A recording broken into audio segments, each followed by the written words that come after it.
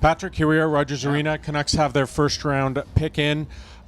Interesting reaction in the building because there were players that I think the Canucks fans really wanted And that had heard fell of, to I them. think. Yeah, like guys like Krebs, Boldy, Caulfield. A lot of people were very enamored with the guys from the American program.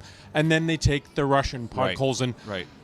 I don't know if it was boos or just like a stunned reaction. It certainly wasn't cheers. But once you dig into what this kid is, maybe it's the fact that he's supposed to stay in the KHL for another 2 years. But this is a player that fans should get excited about, isn't it? Once got to talk to Jeremy Davis, who's been a good prospects analyst for those people to follow out there. Jeremy describes him as a guy who would be top 5 if he weren't going that. He says he's a very interesting player. He did well against men. The clips I've seen of him, he's a great puck handler. He's creative. He's a bulldog. He loves going at defensemen.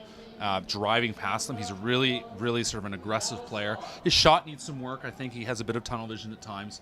But the skill set is there. You can see why he was such a tempting pick. But yeah, that contract, he's likely going to be in the KHL for a couple of years. Is surprising, which makes it surprising for me as a pick as well, because we think about, we thought maybe Jim Benning might trade the pick. We thought maybe he might trade next year's pick. We don't really know.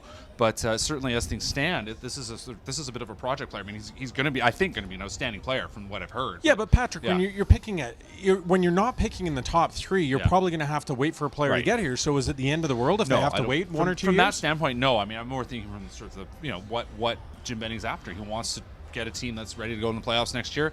I don't think this kid's going to come over. Yeah, but you're never going to find that at 10. No, you're almost certainly not. So that's what I find. That's what I mean. I just think it's the right pick. It's the smart decision to make at that point in the draft. And certainly with the pedigree of talented offensive Russian players, there's a nice little pedigree it's there. It's a nice line. You can throw back. I mean, we've heard Alex Burrows mentioned tonight in relation to the Sedins. So we've had some other good stories. Pavel Bure, I should say. Yeah, Bowen Byram just saw Alex Newhook go. Some good local stories.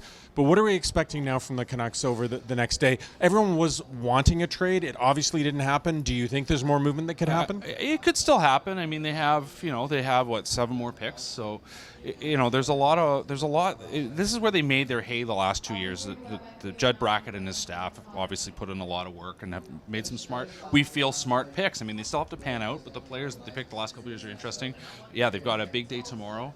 They could still make a move here or there. We thought they were going to make a move tonight, and we haven't seen it happen. So, hopefully I don't eat my words in 15 minutes after this video goes up. But,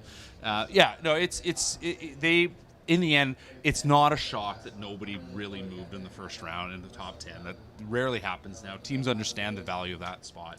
And so, they made a smart pick. I think they made the right pick for the future. Look, people look at this team and they say there's not enough offensive skill on it. Well, they've added to that.